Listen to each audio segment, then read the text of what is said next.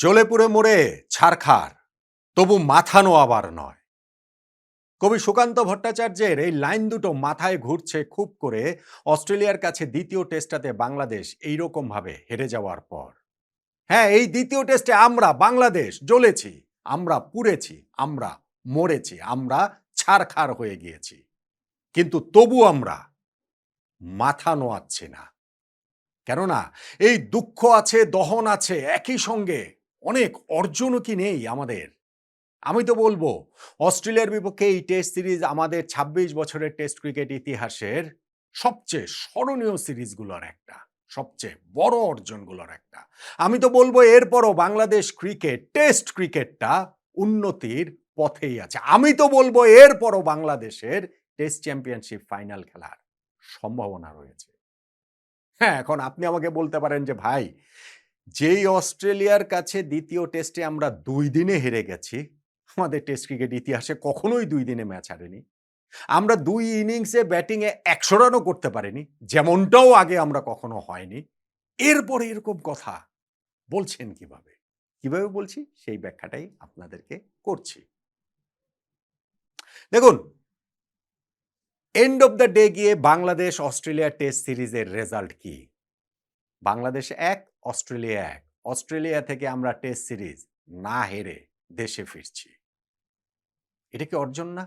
যেই অস্ট্রেলিয়া বাংলাদেশকে টেস্ট খেলার আমন্ত্রণ জানানোর যোগ্য বলেই মনে করেনি দীর্ঘ ২৩টা বছর, যেই অস্ট্রেলিয়া ৪টা বাংলাদেশের ট্যুর অস্ট্রেলিয়ার মাটিতে ক্যানসেল করেছে হাস্যকর সব অজুহাতে, সেই অস্ট্রেলিয়াতে আমরা সুযোগ পেয়ে প্রথম সুযোগেই তাদেরকে যে টেস্টে হারিয়ে দিলাম, অর্জন না?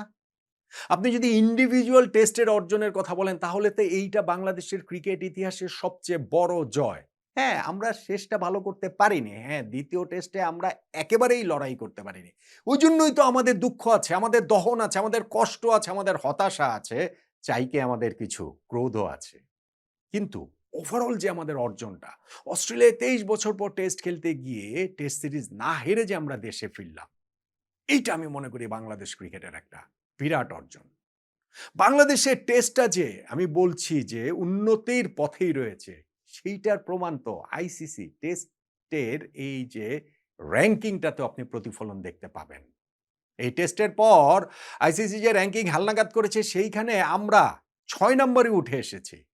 বাংলাদেশ টেস্ট ক্রিকেটের ইতিহাসে কখনো এত উপরে উঠেনি। ৭৮ রেটিং পয়েন্ট নিয়ে আমরা পেছনে ফেলেছি এইখানটাতে শ্রীলঙ্কাকে, পাকিস্তানকে, ওয়েস্ট ইন্ডিজকে, জিম্বাবুয়েকে। আমরা ৯ থেকে ৬ এ উঠেছি, ৩ ধাপ উপরে উঠে এসেছি এবং সেইটা শুধুমাত্র এই একটা টেস্ট জয় দিয়ে তো আর হয় না। র‍্যাংকিংটা তো আর একদিনের হিসাব না। ফলে বাংলাদেশের এটা অর্জন। ২০২৪ সালে পাকিস্তানে গিয়ে আমরা ২-০ তে টেস্ট সিরিজ জেতার পরে ৭ নম্বরে উঠেছিলাম। এতদিন পর্যন্ত সেটাই ছিল আমাদের র‍্যাংকিং এর বিচারে সবচেয়ে উপরে ওঠা টেস্ট র‍্যাংকিং এ। এখন আমরা ৬ নম্বরে উঠে আসলাম। ফলে এইটাকে কি আমরা বলব না যে না আমরা আসলে উন্নতির পথেই রয়েছি? আর টেস্ট চ্যাম্পিয়নশিপ ফাইনাল সেটার সম্ভাবনাটা কি? এই 2nd টেস্ট অস্ট্রেলিয়ার কাছে যে আমরা এইভাবে দুমড়ে মুচড়ে গেলাম তাতে শেষ হয়ে গেল? শেষ তো হয়ে যায়নি। হ্যাঁ, আমাদের অনেক রকম এই জায়গাটাতে সোল সার্চিং এর ব্যাপার রয়েছে। নিজেদের ওই কি বলে চলে আয়নার সামনে দাঁড়ানোর ব্যাপার রয়েছে। আমরা ঠিক কোথায় আছি সেগুলা বোঝার ব্যাপার রয়েছে। হ্যাঁ, অস্ট্রেলিয়াতে যেই টেস্ট আমরা জিতেছি তার আগেই আমরা জিম্বাবুয়ের কাছে টেস্টে হেরে গিয়েছি ইনিংস ব্যবধানে। পরেরটাও ইনিংস ব্যবধানে হারলাম। কিন্তু ওভারঅল যদি আপনি টেস্ট ক্রিকেট দেখেন, এই বছরই তো আমরা পাকিস্তানের সঙ্গে ঘরের মাটিতে ২ টা টেস্ট জিতেছি। জিতেছি না? আমরা তো এই টেস্ট চ্যাম্পিয়নশিপ সাইকেলটাতেই ৩ টা ম্যাচ জিতেছি। জিতেছি না? ফলে আমরা এইখানটাতে যে একেবারেই যে ছন্নছাড়া অবস্থায় বাংলাদেশ রয়েছে, বাংলাদেশের টেস্ট ক্রিকেট একেবারে শেষই হয়ে গেল। একটা ম্যাচ এভাবে হারার পর শেষ হয়ে গেল। ব্যাপারটা তো তা নয়। অস্ট্রেলিয়ার মাটিতে ২ দিনের টেস্ট তো গত অ্যাশেজেও হয়েছে। গত অ্যাশেজেও এরকম হয়নি? হয়েছে তো। তো তাতে করে কি হচ্ছে গিয়ে ইংল্যান্ডের ক্রিকেট শেষ হয়ে গিয়েছে? শেষ তো আর হয়ে যায়নি। ফলে আমি মনে করি যে বাংলাদেশের এইখানটাতে অবশ্যই পজিটিভ অনেক কিছু নেয়া রয়েছে। কিন্তু আমি যেটা বললাম যে দুঃখের জায়গাটা রয়েছে, কষ্টের জায়গাটা স্পেশালি আমাদের ব্যাটসম্যান, স্পেশালি আমাদের ব্যাটিং। দুঃখটা বেশি বোলারদের জন্য। ১ম টেস্টটা যে আমরা জিতেছি সেইখানটাতে আমাদের বোলাররা তাদের কাজটা যথারীতি করেছেন। কিন্তু ব্যাটসম্যানরা ওই একটা ইনিংস যে খেলেছিলেন ৪২৬ রানের সেই কারণেই কিন্তু আমাদের জয়টা সম্ভব হয়েছে। আমাদের ঐরকম অর্জনটা সম্ভব হয়েছে। এই ২য় টেস্টেও আমাদের বোলাররা তাদের কাজ করেছেন। যেভাবেই বলেন না কেন যে অস্ট্রেলিয়াকে ২১০ রানে অল আউট করে দেওয়া এটা চাট্টিখানি ব্যাপার নয়। উইকেট কঠিন, যতই ব্যাটসম্যানদের জন্য কঠিন হোক না কেন। কিন্তু আমাদের বোলাররা তাদের ওই কাজটা করেছেন। যথেষ্ট ভালোভাবে করেছেন। শরীফুলের ৭ উইকেট সেটা লিড করেছে। কিন্তু ওভারঅল সব মিলিয়ে খুব ভালোভাবেই তারা তাদের কাজটা করতে পেরেছেন। এবং যদি আমরা টসে জিততাম, যদি আমরা আগে বোলিং নিতাম, ইউ নেভার নো, তখন হয়তোবা ম্যাচ সিনারিওটা অন্যরকম হলেও হতে পারত। ওইটাকে একপাশে সরিয়ে রাখলেও আমাদের ব্যাটিংটা আসলে খুবই জঘন্য হয়েছে। আমাদের ব্যাটিংটা আসলে খুবই যাচ্ছেতাই হয়েছে। আমরা ২ ইনিংসেই যার পর নাই ব্যর্থ হয়েছি এবং আমাদের ব্যাটসম্যানদের মধ্যে অনেককেই এই যে যেটা আমি বলছিলাম যে নিজের সামনেই দাঁড়াতে হবে। ধরেন লিটন দাস এই টেস্ট সিরিজে ৩ টা ম্যাচ খেলে রানের খাতা খুলতে পারেননি। লিটনের মতো এরকম একজন প্রিমিয়ার ব্যাটসম্যান আমাদের টেস্ট টিমের, আমাদের দলের, তার যদি এই অবস্থা হয়, তাহলে তো সেইটা আমাদের জন্য ভীষণ দুঃখজনক, নয় কি? আমাদের অন্যান্য ব্যাটসম্যানদের ক্ষেত্রেও যদি আপনি বলেন যে সাদমান তিনি ওই যে একটা ইনিংসে নট আউট ছিলেন, বাকি ইনিংসগুলাতে ওই একই রকমভাবে আউট হয়েছেন। মমিনুল এই টেস্টের ২ টা ইনিংসে একটা ছেড়ে দিয়ে ছাড়ার বল মেরে, মারার বল ছেড়ে তিনি আউট হয়েছেন। আমাদের মুশফিকও হ্যাঁ, লাস্ট ইনিংসটাতে নট আউট ছিলেন কিন্তু ধরেন তার কাছ থেকে এক্সপেকটেশন আরো বেশি ছিল। অনেকের কথা তানজিদ তামিম সেঞ্চুরি করার পরে ৩ টে ইনিংস তার ব্যর্থ কেটেছে। এরকম অনেকের কথাই অনেকভাবেই আসতে পারে। অবশ্যই আসবে। এগুলো আসবে না কেন? আমরা তো আকাশে উড়ছি না। আকাশে ওড়ার কিছু নেই। কিন্তু আমরা যে আবার একবার মাটির নিচে সেদিয়ে গিয়েছি। আমরা কিন্তু পাতালের অতল গহ্বরে হারিয়ে গিয়েছি। এই টেস্ট হারার পর আমার কাছে সেইটাও আসলে মনে হয় না। অস্ট্রেলিয়া প্রবলভাবে ফিরেছে। অস্ট্রেলিয়া মরণ কামড় দিয়েছে। আমরা সেটার সঙ্গে স্কিল ওয়াইজ, মেন্টালিটি ওয়াইজ আমরা কোপ করতে পারিনি। That's it. এখন এই জায়গাটা থেকে আমরা আবার কিভাবে ঘুরে দাঁড়াতে পারবো, কিভাবে আমরা ঘুরে দাঁড়াবো, সেই পথেই আমাদের হাঁটতে হবে। টেস্ট চ্যাম্পিয়নশিপের কথাটা বলছিলাম ভাই। আমরা এই টেস্টটা এই বাজেভাবে হেরে যাওয়ার পরও এখনো টেস্ট চ্যাম্পিয়নশিপের পয়েন্ট টেবিলটাতে ৪ নাম্বারে রয়েছি। ৬ টা টেস্ট ম্যাচ আমরা খেলেছি, ৩ টা জিতেছি এবং ১ টা ড্র করেছি। আমাদের ৪০ পয়েন্ট। কিভাবে ওইটা পয়েন্ট সিস্টেম সেগুলো আমরা জানি। সো ওই আলোচনা এখানে না করলাম। ৫৫.৫৬% নিয়ে আমরা ৪ নাম্বারে রয়েছি।